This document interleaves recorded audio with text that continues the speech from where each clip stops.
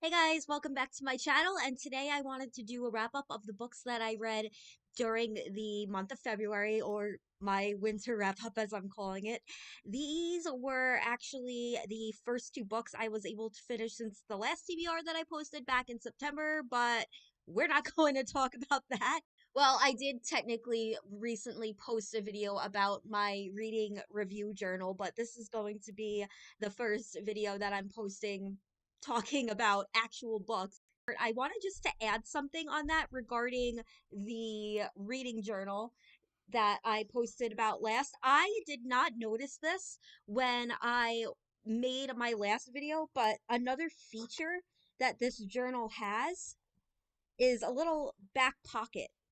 I didn't know that because when I made the other video, this page was kind of like sticky. You can kind of see right here where I ended up like ripping it after I made that video. So, yeah, that's kind of cool. So, another feature of the reading journal. So, I just wanted to throw that in. With that being said, all of the videos that I've already mentioned and will mention from this point forward will be linked up above and down below for you. So I decided after watching the last video that I posted on my reading review journal that I kind of like this setup. So I'm going to film a few videos like this and see if I continue to like it. If I don't, I'll go back to the old setup that's a little bit more formal, but I'm just kind of trying to play around and see what works and what doesn't work. So we'll see how it goes. I do like to try to keep this as conversational as possible, and this just strikes me as being conversational. So, with that being said, let's get into talking about the books. So, the first book that I finished for this year was The Happy Place by Emily Henry. Now, I am going to be completely transparent with you guys. I have not read any other Emily Henry book at this point in time, and I had absolutely no plans to read an Emily Henry book when I decided to pick up this book. And it's pretty much for no other reason that I'm not a romance reader for the most part. If I think a premise of a book sounds interesting enough, I will read a romance book. I just don't go out of my way to read romance. And if I do, it will more than likely be a fix our broken relationship type of romance or a recently broken up second chance type of romance. So I first came across this book in June of last year, I believe, when I saw a YouTuber talking about it. I hadn't heard of the book before, though. I think it's probably because the book channels that I watch typically didn't mention it. But once I heard the summary of the book, I quite honestly put it on hold at my library right away because, in general, it sounded like something I would want to read, being a recently broken up second chance romance. I knew there was a lot of hype around Emily Henry, so I figured, hey, maybe this book will help me expand my literary horizons and I'll find another author I like. I saw that this book had a fake dating trope, which I usually don't like either, but the summary had intrigued me anyway. So, naturally, since the book had just come out, there was a very long wait for the book at the library, and I ended up not getting it until I think it was around September, but then life and laziness happened, and I ended up not reading it. So, fast forward to February, I took the book out of my library again and finally was able to read it. This book is about a woman named Harriet who is getting together with some friends of hers from college for a get together at a place that they used to go to together when they were in college. It's Harriet and her two friends, Cleo and Sabrina. Cleo has a girlfriend named Kimmy who goes along for the trip as well, and Sabrina's boyfriend goes along for the trip as well. And then there's Win, who is now Harriet's ex fiance, but Harriet's friends don't know that they are no longer together. And for the sake of the trip, Win and Harriet pretend that they are still together while they decide on how they are going to break the news to their friends that they aren't together anymore. Of course, though, Win and Harriet still have feelings for each other. I want to start this out by saying, writing style wise, I think Emily Henry is a really strong writer. She controls dialogue really well, she's witty, she sets a scene really well, and there's nothing in this book that I personally would consider to be bad writing, which is really, really nice because I have and will DNF a book if the writing isn't good 9 times out of 10. There were quite a few quotes that I really liked and got me thinking, and I thought were relatable. I thought they were smartly worded, and that was pretty awesome. However, that is really one of the only positive things that I could say about the book. I was honestly bored a lot of the time, particularly the chapters from the past when the two main characters were just getting to know each other and their relationship was just beginning and going strong. I understand that this is needed for a second chance romance because obviously we have to see how strong this couple once was in order to root for them and just understand their situation as a whole. But a lot of the scenes didn't really go anywhere, and I found them to be long winded and dragged out. The same went for some of the scenes in the present day, and it felt like nothing to drive the plot forward was happening a lot of the time. I felt like we were just hanging out with the characters as they did things.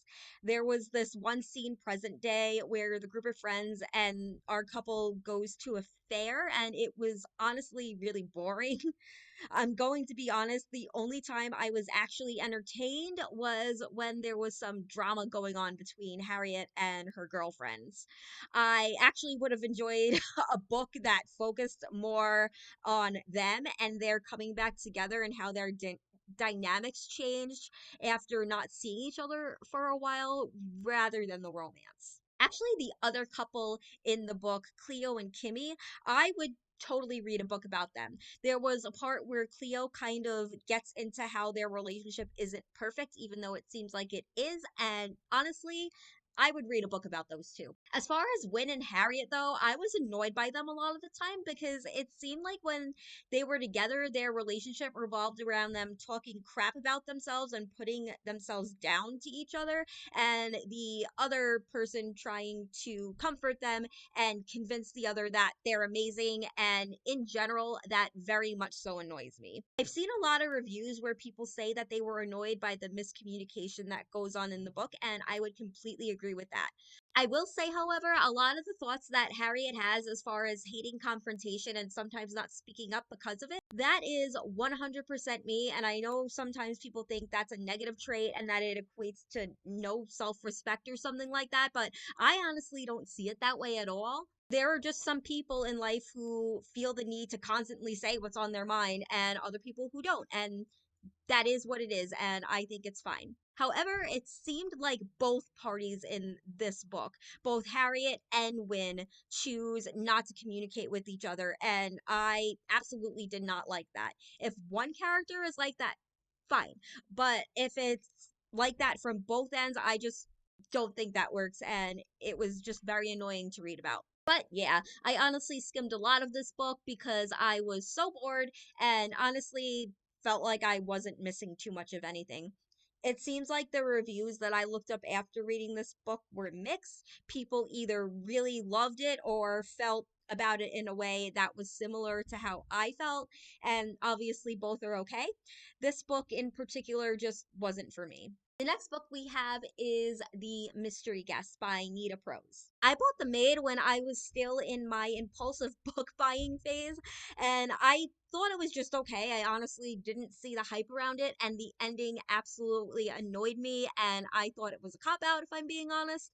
I'll link the video where I get more into detail about that, but honestly, I didn't realize The Maid had a sequel. The Maid is pretty much a book about a maid named Molly who finds a guest dead in the hotel that she is a maid at, and she gets blamed for the murder because she was the one who found the body, so she, of course, has to prove herself innocent.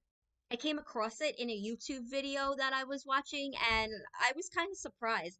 I don't know why I wanted to read it, given that my thoughts on the first book were just meh after the ending, but let me tell you, I'm so happy that I did because I honestly really enjoyed this book. I finished it the same day that I started it because I didn't want to put it down. It was entertaining, it was funny, it was emotional, and I liked it way better than the first book. And while this may be an unpopular opinion, I think this is an example of a sequel being better than the first book.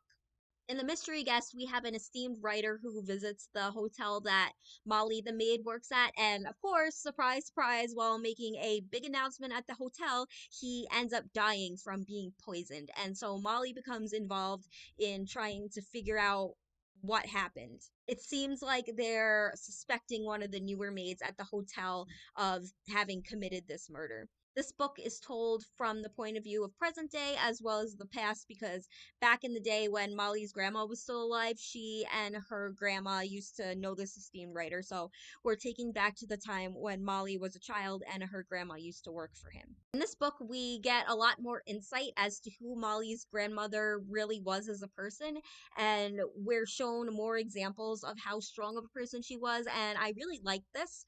It made it seem like all the more of a shame in the manner that she died and made me feel even more sad about it. And if there was more about her in the first novel, I think I would have enjoyed that book a lot more. This book, The Mystery Guest, read a lot more like a first novel as far as establishing the characters. The mystery aspect of The Mystery Guest left something to be desired for me. I saw almost all the twists and motives that were in this book coming, which I really don't like as far as reading a mystery book, but I thought that was okay ultimately because I was entertained nonetheless by the insight we got into the characters. This book is a good example of a book that I would rate on the higher end, even though I found it lackluster in some ways. Also, there were moments in this book that I absolutely laughed at out loud. I thought some of the things that were said by Molly and the other characters were absolutely hilarious, as were some of the descriptions that were given. And I love it when a book can make me laugh. And also in this book, something that I was highly suspect of in regards to one of the characters was confirmed. And I was so happy when I read this. I thought it was super sweet. And in fact, I definitely cried when I read it. So, yeah, that was the thing. I honestly really wish that I had gone out and brought this book because I would most certainly like to read it again and own it, but I can't blame myself too much because I really didn't have high expectations going into this book, and I was so happy that I was proven wrong. It was time well spent, in my opinion. It seems like there is actually going to be a series made out of the Molly the Maid mysteries, which I didn't see coming. I don't know how I feel about it because I very much so believe in leaving well enough alone, especially because I didn't see a sequel coming, let alone a whole series based around this character. But hey, I'll read the next book and see if I want to continue after that. So those are the two books that I finished this winter, more specifically in February. I'm happy that I thought at least one of them was good, especially because I didn't have super high expectations for it going in. So now I wanted to quickly go over my plans for this channel going forward as I try to post more often than I have within the past few months. I honestly really want to get back into YouTube. However, into it I was or wasn't before to begin with. There are a few tag videos that I want to do. I actually want to do the booktube newbie tag, even though I've had this channel for technically coming up on 2 years. But I think it would just be kind of a fun thing to do so you guys can get to know me a little bit more and I can get to know you guys a little bit more. And I also don't have a ton of videos on this channel, so I think it still counts. I also really, really want to do reading vlogs. I don't know how often those are going to come out because at least as of right now, I don't have a whole lot of things going on. So it's probably going to be filmed over the course of a few weeks to a month, more than likely. But that's something I would like to do as well. And then, of course, just my normal TBRs and wrap ups. I was thinking about maybe making a TBR game of my own. I am, to be honest, more of a mood reader, so I don't think that's going to be something that I'm going to be doing monthly or anything like that. But maybe for 1 month, I'll give it a try. In my ABR that I have coming up, though, I will be having one little random interactive element thrown in there because I'm trying to get through my backlog of books that I actually own. So I'm going to be reading at least one book a month going forward that I already own, to try to get that down because my general TBR is absolutely insane. So unless I make myself read something from my own book log, it probably isn't going to happen. So yeah, stay tuned for that. So all in all, good things. So let me know in a comment what books you did and didn't like that you read this winter. Let me know if you read either of the books that I mentioned here and if you liked them or not. Of course, I respect everyone's opinion, but I do ask that you be respectful in the comments to myself and anyone else who might leave a comment. I'll leave links down below to the videos that I previously posted that I mentioned here, and I'll leave a link to my book blog as well if you're interested in checking that out. Thank you guys so much for watching, and I hope you have a great day. Bye.